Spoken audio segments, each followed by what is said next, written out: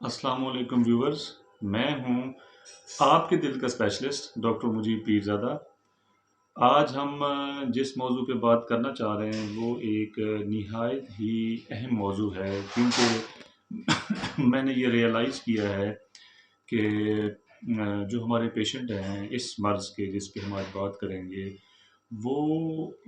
या तो कहें कि अपनी एक इग्नोरेंस की वजह से, या जो है वो प्रॉपर समझें कि एक मशवरा ना होने की वजह से या गाइडलाइन ना होने की वजह से वो नहीं इलाज करवा पाते अपने इस बीमारी का। और वो जो एक गोल्डन पीरियड होता है जिसकी बुनियाद पे हम उनको एक प्रॉपर तरीके से सही ट्रीट कर सकते हैं और वो एक नॉर्मल अपनी जो ज़िंदगी है वो गुजार सकते हैं, वो गुजर जाता है। आज का हमारा मौजू है दिल के अंदर सुराख। ये बहुत ही कॉमन है हमारी पब्लिक के अंदर ये डिज़ीज़। ये मोस्टली, पहले तो मैं थोड़ा सा आपको डिस्क्राइब करूं कि ये जो दिल के अंदर सुराख है इसको कैसे समझा जाए। जैसे कि हम पहले भी ये बयान कर चुके हैं कि दिल के 4 चैम्बर होते हैं बेसिकली, जो दिल के अंदर पाए जाते हैं। उनमें आप समझ लें कि 2 छोटे चैम्बर हैं और 2 बड़े हैं। एक छोटा और एक बड़ा लेफ़्ट साइड पे, और एक छोटा और एक बड़ा राइट साइड पे है, और इन दोनों के दरमियान कनेक्शन है। अल्लाह ताला ने एक वाल्व लगाया हुआ है जो कि एक यूनी डायरेक्शनल, एक ये वन साइड पे जो है ना वो ब्लड फ्लो जाने देता है छोटे चैम्बर से बड़े चैम्बर की तरफ, और बड़ा चैम्बर उसको पंप करता है, और आगे दिल की 2 बड़ी शरेयानें हैं जो एक फेफड़े की तरफ जा रही है और एक सिस्टेमिक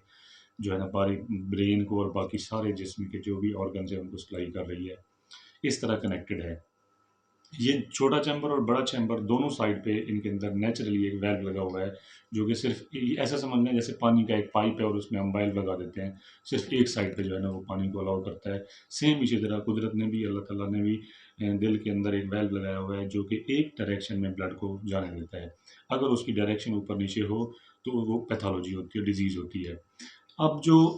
ये 2 छोटे और 2 बड़े चैम्बर जो ऊपर नीचे हैं, इनके बीच में अगर कनेक्शन हो जाए तो वो उसे उसे कहा जाता है आम टर्म के अंदर कि ये दिल के अंदर सुराख है, जो आम पब्लिक में ये फेमस है टर्म। उसमें जो इसकी कुछ मैं आपको वजूहात बताता चलूँ, वो ये होती हैं कि या तो वो जो है ना आपके बाय बर्थ होगा, ठीक है ना? पैदाइशी तौर पे वो मदर के अंदर कुछ जेनेटिक कॉज़ होते हैं, कुछ ड्रग्स होती हैं, कुछ जो है ना एनवायरमेंटल फैक्टर्स काफ़ी सारे हैं, रीज़न्स हैं जिनकी वज़ह से बाय बर्थ बच्चा पैदा होता हो तो उनमें ये सुराख पाया जाता है।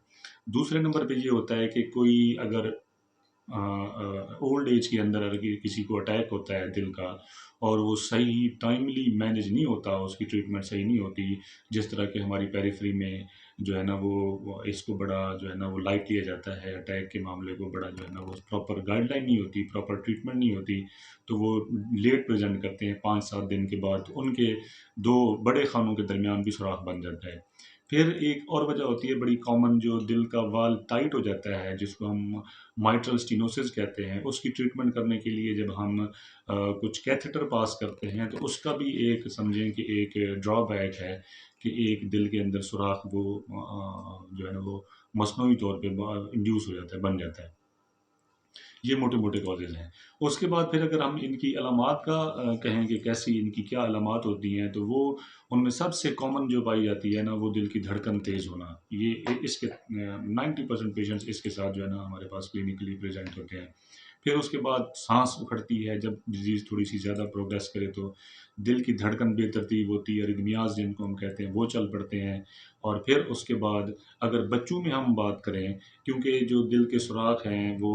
ज़्यादातर ज़्यादा कॉमन बच्चों में पाए जाते हैं। तो उनके अंदर जो है वो अगर क्योंकि सिर्फ़ बच्चों के अंदर अगर होगा तो वो ये सिर्फ़ एक सुराख नहीं होगा, उसके साथ फिर एक बड़ी कॉमन डिज़ीज़ है कि एक दिल के 2 खानों के दरमियान, और इवन ज़्यादा कॉमन बड़े बड़े जो 2 खाने हैं, दिल के जो चैम्बर हैं, उनके दरमियान सुराख होता है, और एक जो खून की शरेयान निकल रही है राइट साइड से, राइट साइड जो है हार्ट की उससे, और वो फेफड़ों को जा रही है, उसकी उसकी जो है ना वो ब्लॉकेज हो जाती है आगे से, वो बिल्कुल तंग हो जाती है।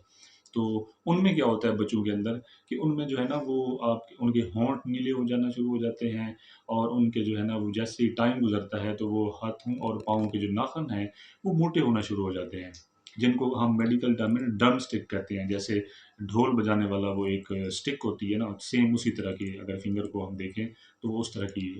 نظر آتی ہے۔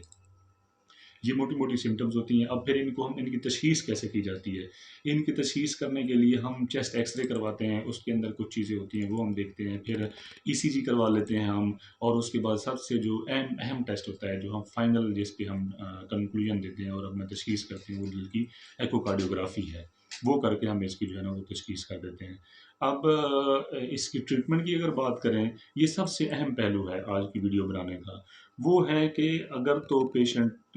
جو ہے نا وہ اس کو صرف سمٹمز ہیں جناب کہ دھڑکن تیز ہوتی ہے، ارتمیاز ہیں، مائلڈ سی سمٹمز ہیں، تو پھر تو ہم اس کو میڈیسن پہ ڈالتے ہیں۔ اب میڈیسن اس کا جو سمجھ لیں آپ کہ اگر سوراخ چھوٹا ہے اور with the passage of time جیسے ہی ایج بڑھتی ہے، اور وہ کچھ ایسے سوراخ بھی ہوتے ہیں جو خود بخود کلوز ہوتے ہیں، تو وہ میڈیسن ان کے لیے بھی افیکٹو ہے۔ اگر سوراخ بڑا ہے اور سمٹمز میڈیسن سے کنٹرول نہیں ہو رہی، یا جو ہے آپ کے جو چیمبرز ہیں ان کا سائز بڑھ رہا ہے، بیچ میں کنیکشن اتنا ہے، پریشر اتنا بنا ہوا ہے کہ دل کے کسی بھی ایک چیمبر کا سائز بڑھ رہا ہے، تو یہ بھی ایک انڈیکیشن ہوتی ہے کہ ہم سرجری کی طرف لے کے جائیں۔ دوسرا پھر ہم یہ دیکھتے ہوتے ہیں کہ جو خون کی شریان ہے جو رائٹ سائڈ ہارٹ سے نکل کے پھیپھڑوں کی طرف جا رہی ہوتی ہے، اس کا پریشر بڑا امپورٹنٹ ہوتا ہے۔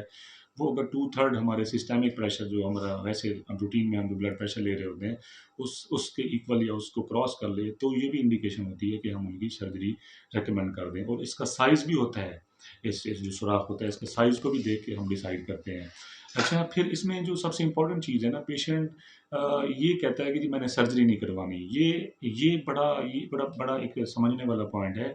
کہ جب یہ والی چیزیں پریزنٹ ہونا شروع ہو گئی جو میں نے ابھی آپ کو بیان کی ہیں، تو اس کا حل صرف اور صرف ٹائملی جو ہے وہ سمجھے وہ گولڈن پیریڈ ہوتا ہے جس میں وہ کروا لے، تو پھر ہمیں نارمل لائف سپین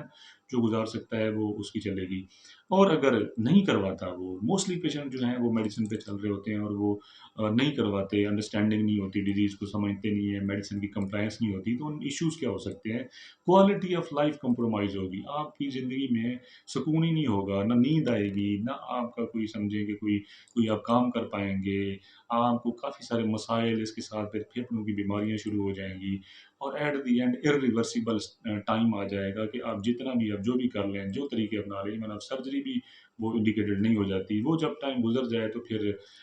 کچھ نہیں بچتا ہمارے پاس، مطلب کہ جس کے اوپر ہم ان کی ٹریٹمنٹ کریں۔ تو کائنڈلی اپنا خیال رکھیے، اور جو یہ دل کے سوراخ والے پیشنٹس ہیں وہ امید کرتا ہوں کہ وہ ان کے لیے یہ میری یہ ویڈیو بڑی معلوماتی ہوگی۔ اپنی صحت کا خیال رکھیں، اپنے اور اپنے قریبی لوگوں کو جو ہے نا وہ اس چیز کے بارے میں وہ ایک دوسرے کو علم دیں، ان کو تعلیم دیں تاکہ ان کو صحت کے بارے میں معلومات ہوں، اور ٹائملی جو ہے نا وہ پیشنٹ جو ہے وہ مینیج ہو، اور اس کی صحت جو ہے نا وہ بہتر سے بہتر کی طرف رواں دواں ہو۔ تو امید کرتا ہوں کہ آپ جو ہے نا